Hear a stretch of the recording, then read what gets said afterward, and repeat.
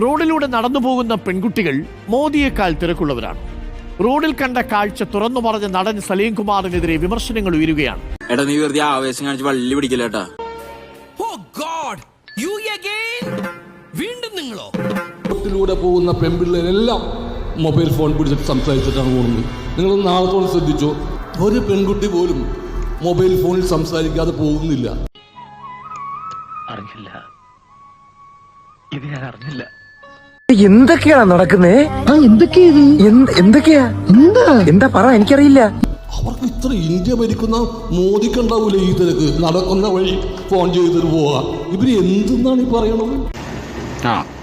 എങ്ങനെ ഇരിക്കണം?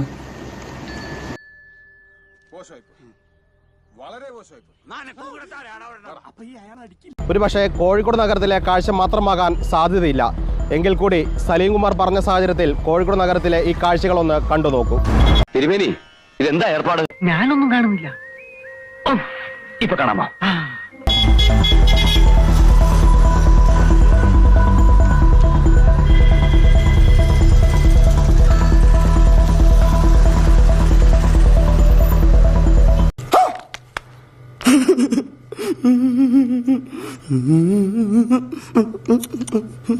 കാൽനട യാത്രക്കാർ സീബ്ര ലൈൻ ക്രോസ് ചെയ്യുന്ന സമയത്ത് മൊബൈൽ ഫോൺ ഉപയോഗിക്കുന്നത്. അതുപോലെ തന്നെ സിഗ്നൽ ജംഗ്ഷനിൽ നമ്മൾ വാഹനങ്ങൾക്കാണ് പ്രാധാന്യം. സീബ്ര ലൈൻ ഉണ്ടെന്ന് വെച്ച് നമുക്ക് 24 hours സീബ്ര ലൈൻ നമുക്ക് ക്രോസ് ചെയ്യാൻ പറ്റൂല.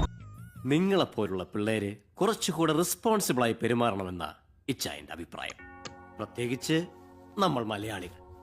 നമ്മൾ വാഹനം സിഗ്നൽ ഗ്രീനിൽ പോകുന്ന സമയത്ത് വരെ വളരെ ചെറുപ്പക്കാരായിട്ടുള്ള ആളുകൾ വരെ മൊബൈൽ ഫോൺ ഉപയോഗിച്ചും അശ്രദ്ധമായിട്ടും റോഡ് ക്രോസ് ചെയ്യുന്ന സാഹചര്യം. നമ്മൾ 4 ഭാഗം നമുക്ക് ഒരേ സമയത്ത് ശ്രദ്ധിക്കാം. പരമാവധി നമ്മൾ ആളുകളെ പിടിച്ച് കൺട്രോൾ ചെയ്യലുണ്ട്. കാരണം വലിയ വാഹനങ്ങളാണ്, അവർ സ്റ്റാൻഡിലെത്താനൊക്കെ സമയം വളരെ പരിമിതമായതുകൊണ്ട് അതിവേഗതയിൽ വരുന്ന വാഹനങ്ങളാണ് സിഗ്നൽ ഉണ്ടാവുക. പക്ഷെ ആളുകൾ ഇത് ശ്രദ്ധിക്കുന്നില്ല എന്നുള്ളതാണ് അതിന്റെ മെയിൻ കാരണം.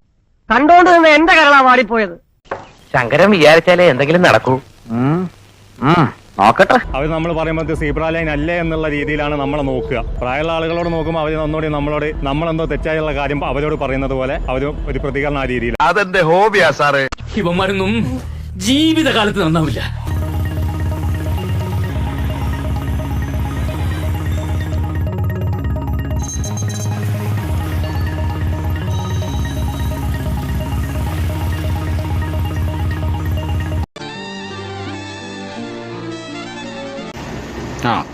എങ്ങനെ ഇരിക്കണം? ഫോൺ വിളിച്ച് റോഡിലൂടെ നടന്നാൽ ആര് പിടികൂടും?